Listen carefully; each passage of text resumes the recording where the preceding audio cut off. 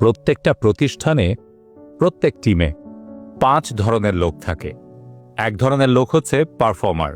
তারা জানে কি করতে হবে এবং কেন করছে, তার লক্ষ্য কি, সবকিছু তাদের কাছে পরিষ্কার। যেমন এই ভিডিওর এই লোকটিকে আপনারা দেখতে পাচ্ছেন।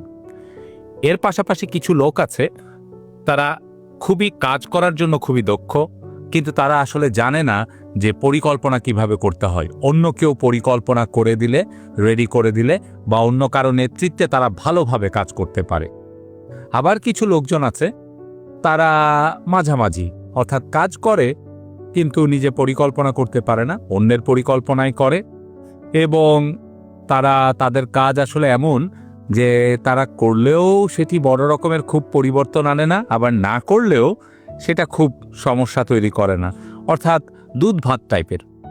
চতুর্থ যে টাইপটি, যেটি আপনারা ছবিতে দেখতে পাচ্ছেন, পিটিএস বলছি, পটেনশিয়াল ট্রাবল সোর্স, তারা যেটি করে সেটি হচ্ছে বিভিন্ন সময় হালকা পাতলা করে নানা রকমের নেতিবাচক কাজ করার চেষ্টা করে, অন্যদের ডিমোটিভেট করে।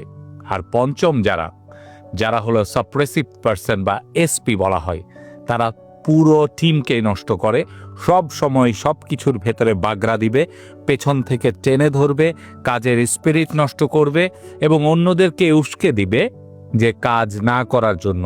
বিশেষত যারা দেখবে যে কাছাকাছি যাকে একটু টোকা দেওয়া যায়, দলে ভেড়ানো যায়, তাদেরকে নিজের দিকে আনার চেষ্টা করবে, যার ফলে পুরো টিমের যে গতি কাজের সেটা কমে যায়।